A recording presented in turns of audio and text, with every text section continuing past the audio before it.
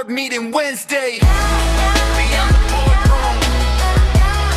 Beyond the boardroom. All right, guys, we're here for another episode of Board Meeting Wednesday. This is the second edition of Dr. Ronnie Rodriguez spending time with me. We just finished up the retail SaaS aspect of it and learned about 3 of his technology platforms that help him drive success. But what I love to do is have just a quick little 15, 20-minute chat afterwards, guys, because when you're meeting with entrepreneurs and learning what they do, you're going to find out that they have a real strong reason why. And they're usually very goal driven. And for me, it's important to be able to share how people actually think about goals and how they go after them, because there's so many of us out there that are right now trying to figure out that next step in life. What's the next action that I need to take? And I'd just love to hear insights on how people are getting those done. So, Ronnie, I got to say, great episode on Retail SaaS. I really appreciate you coming on. Let me ask, did you enjoy the show? It was amazing. It was unbelievable. I'm so fortunate that I had the opportunity hearing you talk about your experience and your background and what you are doing. It was just enlightening and, really privileged. That's all I'm going to say um, in terms of how I feel for that opportunity of being part of the episode. Well, we appreciate it. I feel the same way. And so, and the reason I like to have this second one here is, I mean, look, your story is phenomenal, right? You're born in the Dominican Republic, played baseball, moved into dentistry, moved to America, have a dental practices, grow to a DSO. I mean, look, these things don't happen on accident, right? Like you had to be driven, you had goals, there was challenges along the way. Anytime someone's trying to move forward in life, resistance can come in and try to hold them down and derail them. And you've continued to pursue that. You've got a great family and 4 boys that you're raising. And so you're an inspiration to them. And so you have all of this going on. And so, and I'm sure you've heard of Simon Sinek. You were giving me a lot of great business quotes, and we all know Simon's famous for you have to have your reason why. And I think for entrepreneurs, business is easy for us, right? Like we identify a problem, we build a business around it, and that's our reason why, and we're going to go solve, solve, solve, solve, solve. And sometimes we get a little too ingrained into business, and we can forget about our personal reasons why. Like, why are we going to go put in the hard work, right? So taking business out of it, when you look at life, what's your reason why? Why do you put the long days in? Why are you coming and showing up every single day and exuding the culture that you do? Man, that's a powerful question. For me, it is all about identity, and um, adversity can really transform you, and hopefully in a positive way. And for me, growing in the Dominican Republic, seeing the things that I saw growing up, it just woke up something within me. That. Um, I just could not and cannot take opportunity for granted, and at that point, you begin to see opportunity just about in everything. As you mentioned in the episode, it's like, you know, n- problems, problems are opportunities. It all depends on your outlook on life and how you see things. And uh, I grew up in the DR, and as you mentioned, playing baseball, I thought I was going to be a professional baseball player. But the reality is that down there, if you're not good enough to make it to the big leagues, that's when they send you off to become a dentist or a physician or an attorney. So that's what happened to me. And one of baseball was crucial to me because on my early days, I was not the best player, uh, but I developed very unique work ethics, you know. And the reason why I'm able to pull 110 hours a week and is still, to spend time with my children is because of those early years of working very hard since I can remember. And hard work is indispensable, and I had some experiences in life that I simply said to myself, um, that won't happen anymore. And no matter what it takes. And then it became a identity, and then through that came work ethics. One of the first lessons that I got from Rick Workman, today the wealthiest dentist in the world, worth 1.5 billion according to Forbes, anyways, um, was one quote or one um, statement that he made, and it was, the only reason why Heartland Dental exists today is because from 1889 to 1998, they worked 90 hours a week. So let's not undermine the importance of work, right? And then he said, I learned later in life that you actually need three things together to really scale and make it big. And it is, you got to work hard, you got to work smart, and we got to work together, right?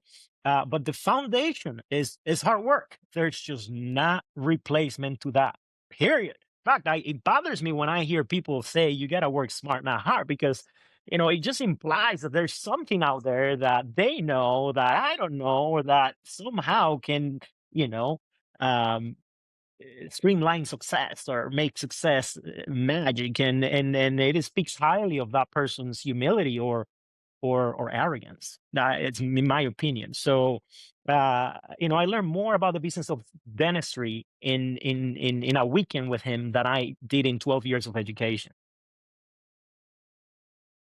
It's the three pillars, right? I find that things always come good in threes. So if you're working hard, smart, and together, that's huge. And there is no such thing as not working hard, right? I remember one of my mentors told me, if you're not falling in the bed at the end of the day, just exhausted, what are you doing? You didn't crush the day, right? Because if you're not passionate about it, then you're not putting in the work, then you're not tired at the end of the day. And I tell you what, I'm very excited with where I'm at, because I'm not even sleeping right now with AI and everything that's going on. I'm staying up till 2 or 3 o'clock in the morning. I've had to readjust my schedule to make sure that I actually get my sleep, because it's so important. But I'm putting in that hard work. I want to be working smart. But I like what you said about the together. And I think, when you think about coming back from your background and being on a team, the coach is going to guide you, right? They're going to push you. They're going to make you work hard. You're going to learn that work ethic. They're going to repeat the actions over and over so you can actually execute in a smart fashion. And they're going to make you be a part of a team, because there's no such thing as it.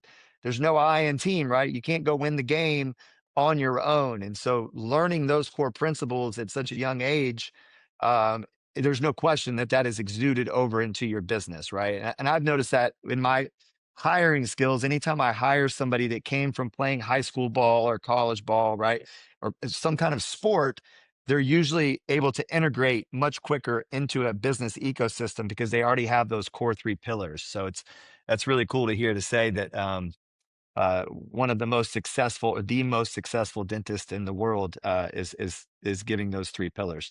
All right, so let's pull back though from the business aspect. Okay, so you've got your business, you want to be successful, you're working hard, you're working smart, you've got a team, you're working together. But what would you say, outside of the business goals in growing, what are your top three goals that you're trying to accomplish outside of that ecosystem, whether it's family, travel? What are those things at the top of the list that you're trying to accomplish, right? My children are over there on that top tier for sure. I have these four wonderful boys. And I say wonderful, understanding that I have my biases because they are my boys. They are in between the age of 11 and 4. And, I used to put a lot of time into making sure that I provided them the right guidance. But over time, I have learned that the best guidance that you can provide is the example. So one of the biggest things that I focus on, am I acting on a daily basis in a way that I am being a good example for my children to follow? Because ultimately, that's what they are going to do. So, one of my goals when I wake up every day at a personal level is, am I conducting myself in a way right now that when my children look at my path or look at me on a daily basis or a minute to minute basis, are they seeing something that is worth emulating, and they will emulate it. It's not a question of will they, it's they will. So you got to make sure that you are tuned. And I think that's the best gift, the best inheritance that I can leave to them. It's a good example, to live by. And then I joke with them, I'm getting anything from me financially, so you better learn as much as you can. I remember my dad when I was 12, he told me, he said, Brad, one day you're going to want to buy a car and I'm not buying it for you. So get to work. And I could see him working, and he owned his own businesses. So I was able to get to work for him, but he was very smart, knowing that I've always been a young entrepreneur. Like, he gave me a reason why. So the why was the car. And I had 3 years to get that car. And I bought that car when I was 15 and a half because he established that reason why for me and then gave me the avenue to go and attack it. So right now, okay, so one, being an inspiration for your family. What's goal number two? Man, goal number two is to being able at some point to reach a stage in my life where I love what I do. It's part of my identity, but I want to be able to focus in giving. Not that I'm not giving right now, right? Because we are really doing wonderful things for the world, wonderful things for our customers, wonderful things for our staff. But step back a little bit and uh, look at, how can we take all we have built and put it out there for maybe even some people to create more new things, and so uh, lowering the intensity and just focus more on, let's just take what we have and put it out there to see what else can be created and have other people do and build and see how we can improve the world from that perspective. So empower the team to continue to grow, change the world. You Yeah, got big yeah, goals. You got altruism, big reason whys. altruism, That's, altruism. I like it. Okay. And give me a third one. Put something else. Give me something fun. There's got to be something. Man.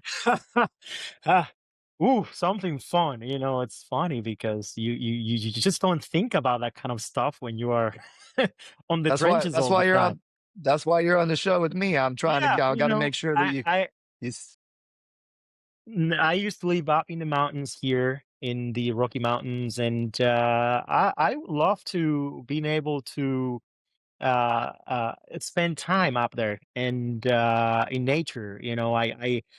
I would love to have the huge mountain range right over there behind my back, and a golf course on the other end because I enjoy golfing.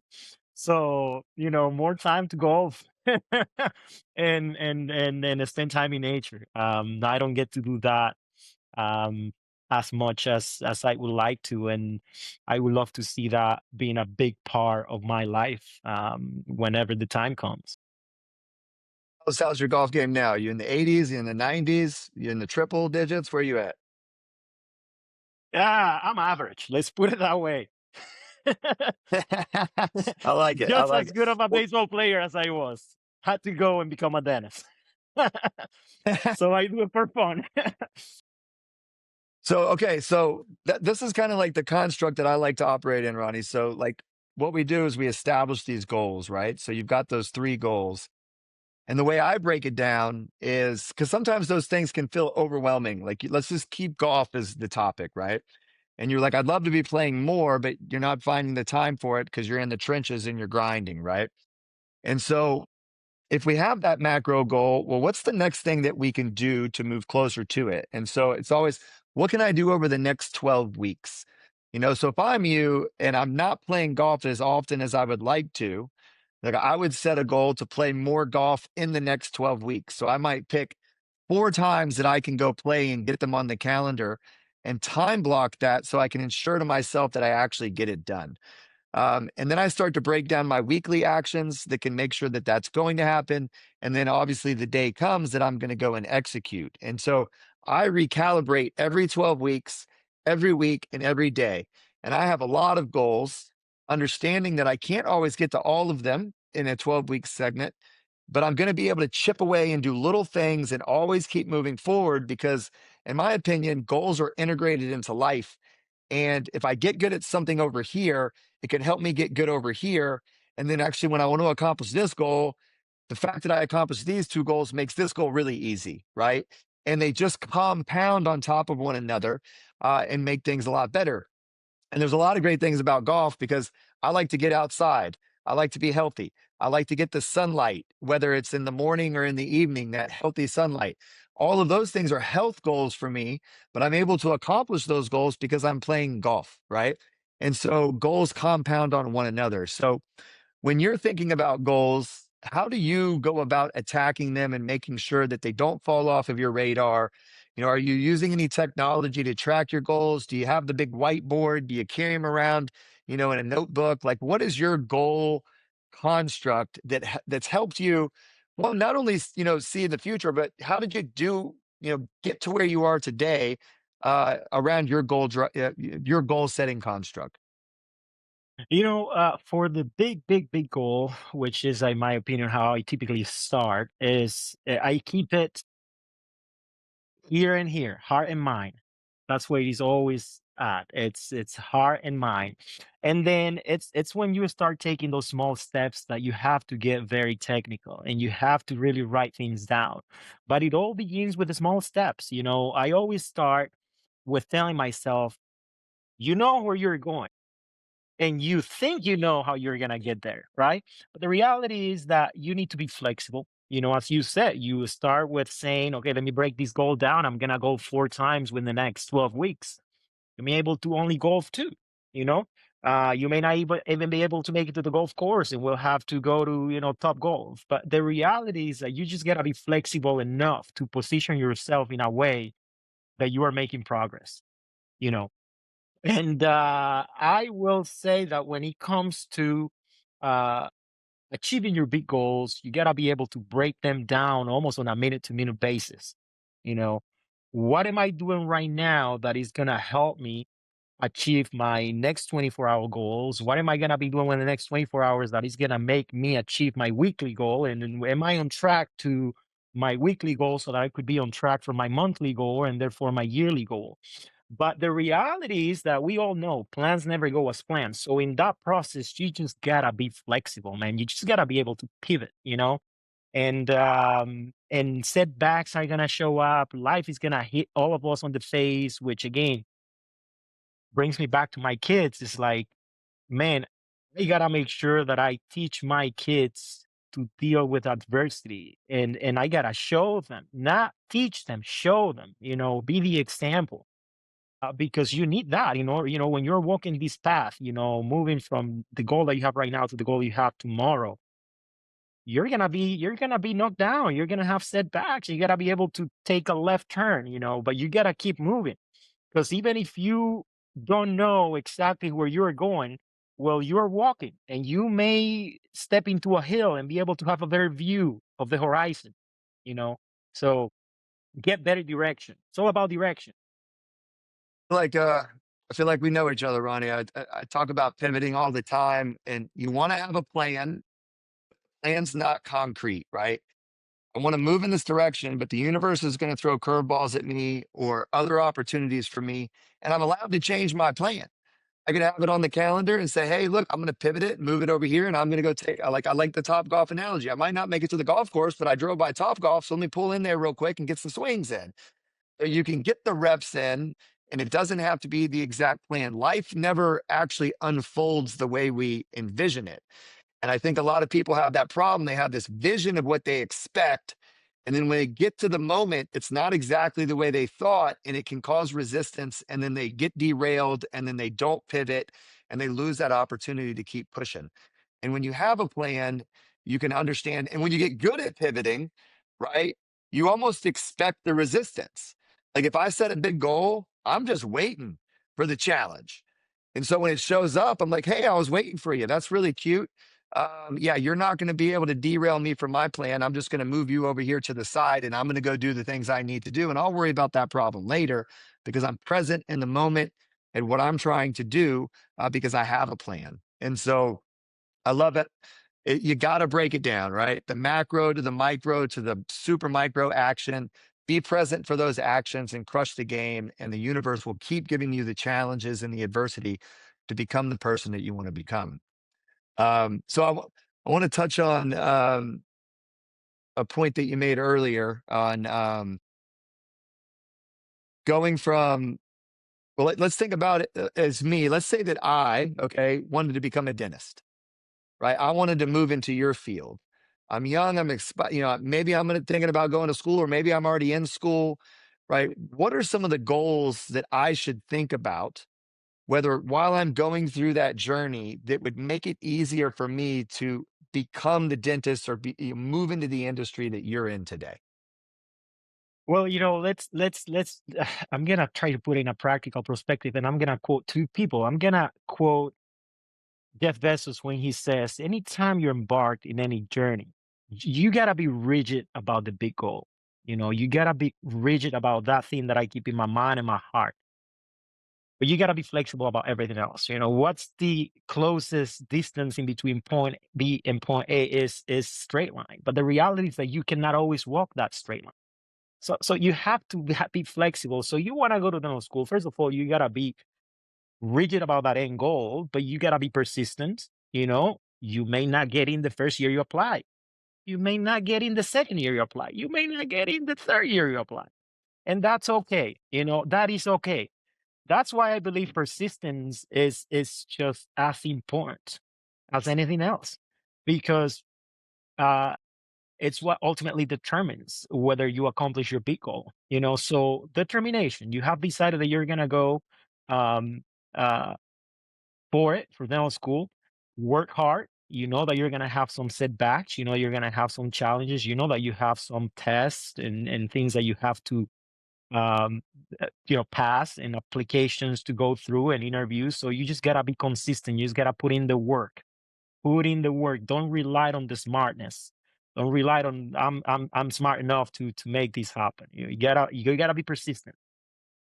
So that would be my advice. Be flexible, be open. You don't know everything. And then I'm gonna quote the second person, which is Mark Zuckerberg. No really idea, no goal is complete, is fully formed when you start. you know yes, dental school, you're rigid about that, but you gotta be flexible, because that can mean many things in terms of how you get there, what you do once you get there. You just gotta start. Once you start, be flexible. When you're thinking about that flexibility, let's say I graduate school and I want to have my own practice, right? But maybe that's not possible out of the gate because that takes money, right? And so you got to go work for another practice or do an imprint, like work underneath somebody as a mentor. What advice would you give to somebody coming out of school to think about the goals that might need to be in place in order for them to have their own practice one day? Man, I think the main goal is find a good mentor if you can. And the reality is, you just gotta be a sponge. Soak everything in. Not always you learn the things that you should do. Sometimes you learn from people the things that you should never do. No, well, this may not be the job that I want, but at least I got a job. So let me just work as hard and learn as much as I can about this. So you become a learning machine, right? Learn systems, learn how practices operate. Become good financially at finances. Start with your personal finances, and then move on into the business ones. And progress compounds. A little progress today, a little progress tomorrow. Within a month, you will have accomplished a tremendous amount of progress. Be patient. And by being patient, I don't mean sit back on your laurels and just expect that things are going to just fall on your laps. But have patience. Some people can make it in a year. Some people can get to their practice in 3. Some people may take 5. The wait is not a reason to get discouraged. That's where patience come into place. It doesn't mean work less. It means just do the best you can and be persistent enough to get there.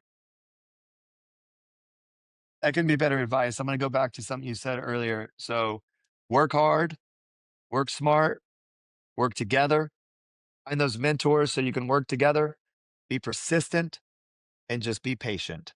And if you do that and you have your reason why, and you're moving towards that reason why, there's no question that you will arrive. It's just the way it works, right? We're all on our own journey. We're all going to arrive at the time that we're supposed to arrive. The universe knows where it's taken us. And as long as we show up every day and put in the work, we are going to be blessed and get the things that we deserve in life, especially if we're treating people properly with respect.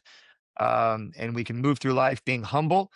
The world is our oyster, right? So, man, it's been great, Ronnie, having you on. Like, your journey and everything that you've done, the way you speak, and the way you think. I think the people that are in your life, the people that work for you, your family, are truly blessed.